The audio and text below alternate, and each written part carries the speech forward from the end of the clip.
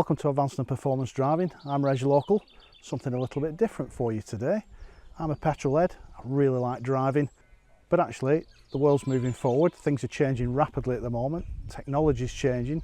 Vehicle technology is changing dramatically, and there's a push towards zero emission vehicles. So how's that going to affect things for those of us that enjoy driving? Well, to find out, I've borrowed one of these. Tesla have very kindly lent me one of the cars for a couple of days. This is a Model S. I'm going to take this vehicle out, put it to the test, and find out A, whether we can still enjoy driving in something as modern and high-tech as a fully electric car, and B, whether the stuff that we all associate with advanced driving, the system of car control, the stuff that you may be familiar with if you're interested in advanced driving, whether that translates across to something as high-tech as a Tesla. So let's go and give it a try. Okay, so let's take it for a drive. The first thing to note is we don't start it up. It's just ready to go. We've got in, put your foot on the brake, press the gear selector, not that it is a gear selector, but you select drive, and that's pretty much it. We're ready to go. So as I release the brake pedal now, the car should creep away. And it does. And that first few seconds are a little bit eerie. It's almost as though the car's running away down a hill with the engine off.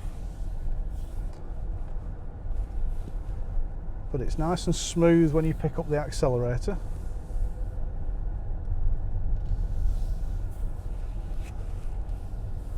And it's actually quite effortless at these low speeds.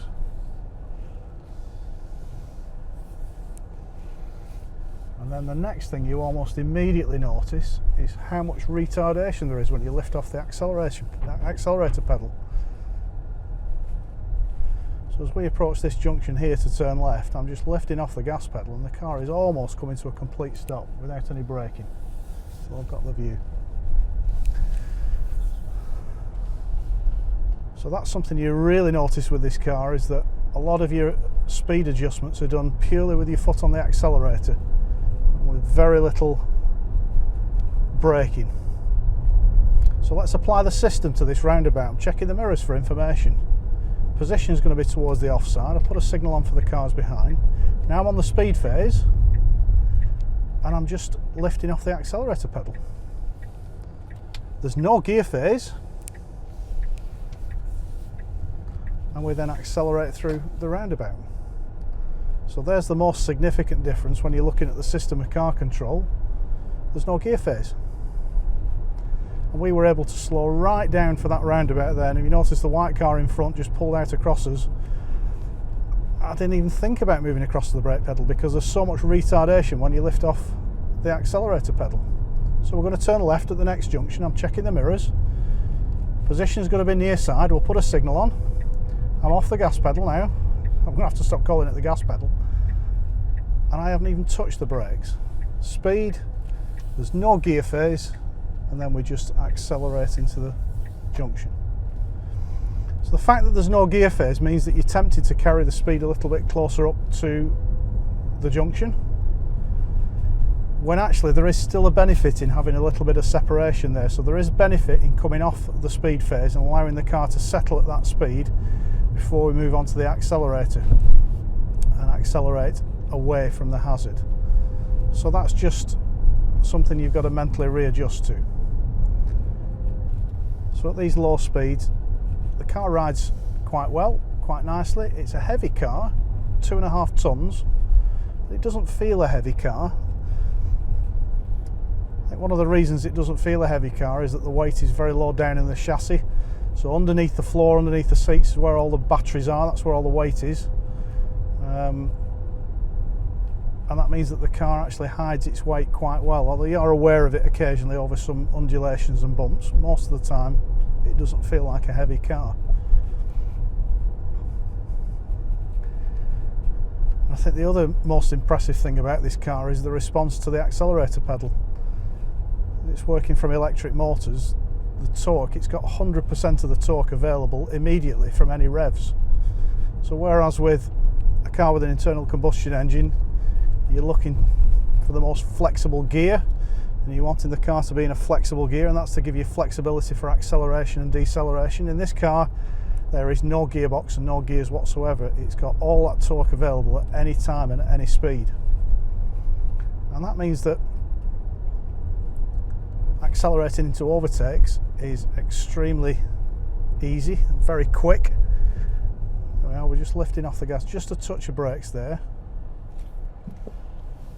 We tried out the 50 to 70 acceleration times in this car earlier on today, and it was around about 2 seconds, 50 to 70, which is right where you want to be for your overtakes.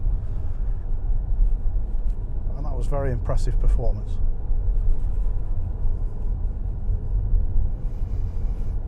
So now we're on this downhill run. We've got a warning sign for double bend, so all I'm doing is just lifting back off the gas, and it's very much like taking a significantly lower gear in a petrol engine or a diesel engine car and lifting off the gas. The car just holds us back.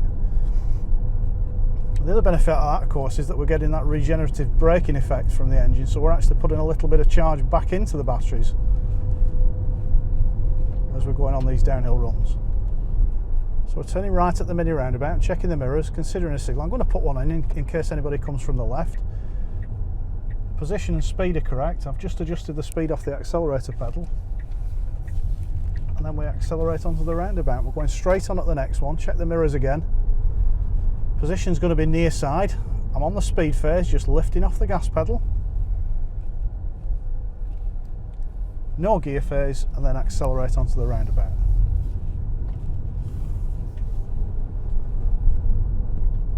I think one other thing that really stands out with this car is that you can just jump in and drive it.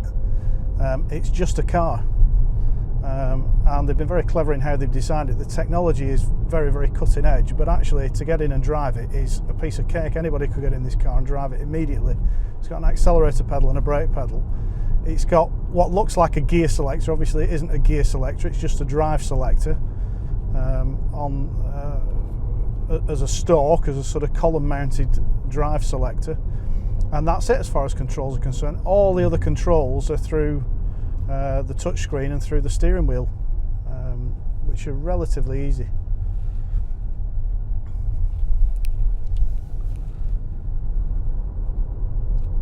So in urban areas, built up areas, where we've got lots of hazards and we're down at 25-30 miles an hour, this car just rolls along very smoothly. It's very smooth when you come into a stop, using very little braking because of that retardation effect of the electric motors when you lift off the accelerator pedal. What's it like when we move it on a little bit, when we pick the pace up a little bit? Well, let's have a look.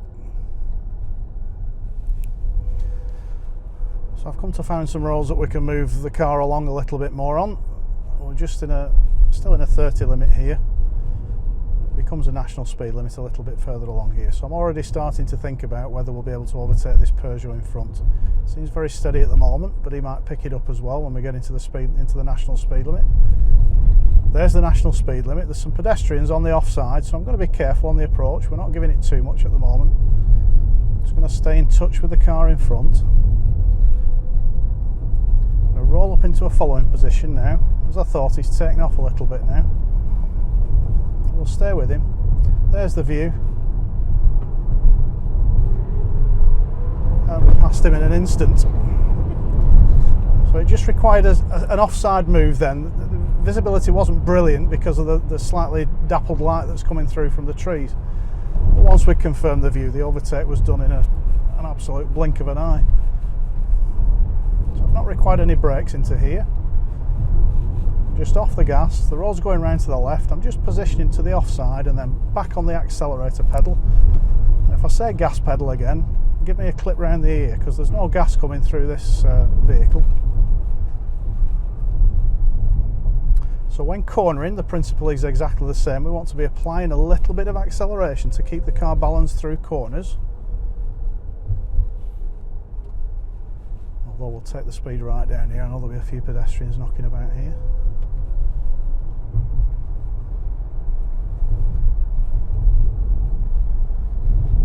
So although the drivetrain and the engine is significantly different from cars that we're used to driving, actually the way the car moves along the road, the way the suspension works, the way the brakes work, the way the tyres work, is identical to any other car.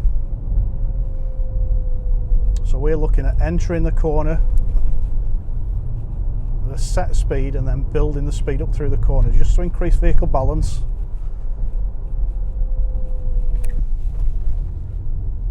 Okay, so let's start moving the car along a little bit quicker now. Left-hander here, I'm positioning out towards the offside. Lifting off the gas gives us plenty of deceleration, no need for any brakes. I'm on the accelerator pedal now. And the instant that we start turning the wheel, I'm starting to squeeze the accelerator pedal to keep the car balanced. And although, like I said before, it's a very heavy car at nearly 2.5 tons, it carries its weight really well. It's a bit like me.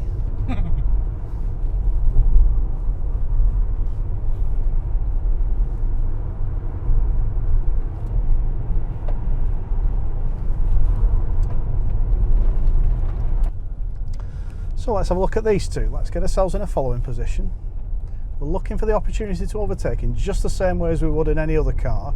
The difference being I'm not looking around for the most flexible gear because the car is constantly flexible and ready to go. So I'm keeping a near side position, looking down the offside. That looks like a good opportunity, but I'll just have to confirm it in a second.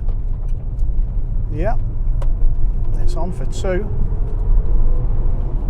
That acceleration really does push you back in the seat. We'll stay offside for the left-hander, back on the gas, and just there in those compressions is where you feel the weight of the car.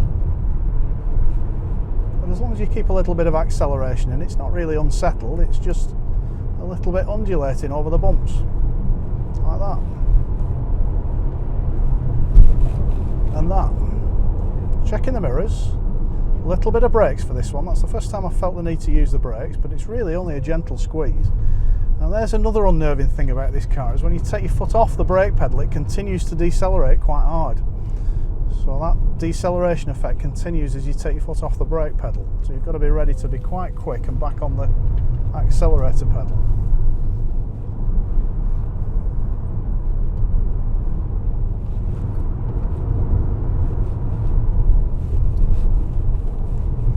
Again, offside position towards the white centre line anyway, and on the brakes for the speed phase, no gear phase, immediately back onto the accelerator in the corner.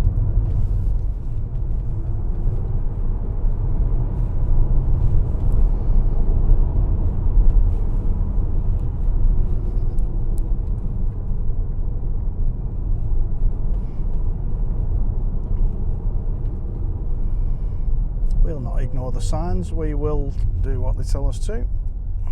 We'll give priority.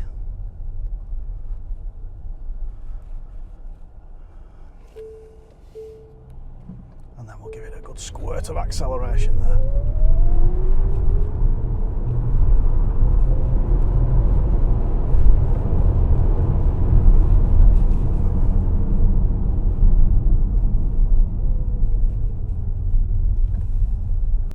There is one thing that you really should try if you get access to one of these cars for any length of time, and that is standing start acceleration. So this is the 90 kilowatt version of the Model S. They do a slightly faster version with 100 kilowatts. That's in the region of 700 brake horsepower. That's the one that you'll have heard of that has ludicrous mode fitted as part of the software. And will accelerate to 60 in about 2.5 seconds. This car has a little bit less power than that. It's in the region of, I think, 535, 540 brake horsepower, but it'll still accelerate to 60 from a standstill in approximately 3 seconds. And I mean, I've driven cars with that level of performance before, and it's always quite breathtaking to accelerate from a standstill in a car. But in a car, you get the roar of the engine, and you get the interruption of the gear changes. So even if it's got a very quick semi-automatic, fully automatic gearbox, you still get an interruption where the vehicle has to go from one gear to the next, and it's a slight delay in the acceleration, a slight pause. In this car, there is no pause in the acceleration whatsoever. It has maximum torque and power from absolutely 0 revs, and that torque is available at any speed. So we're just going to drive to a little off-road area that I know, and I'm going to give you a demonstration of this car's capabilities in accelerating from a standing start.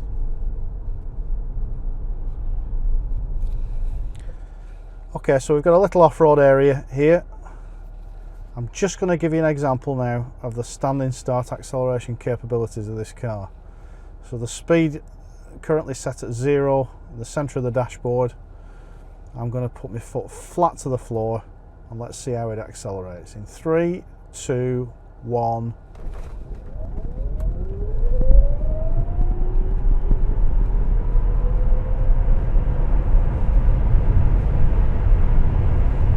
$85 miles an hour.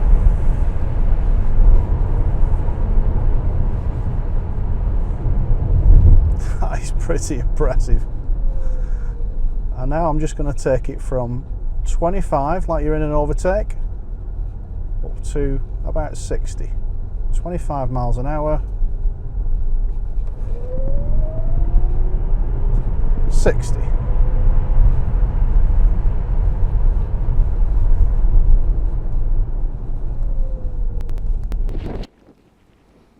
Well, that's it for this video. Thanks very much for watching.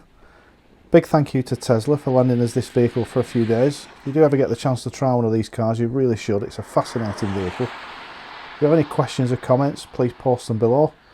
Don't forget to subscribe to the channel and go and have a look at the website as well. There's loads of information there about advanced and performance driving. It's www.reglocal.com.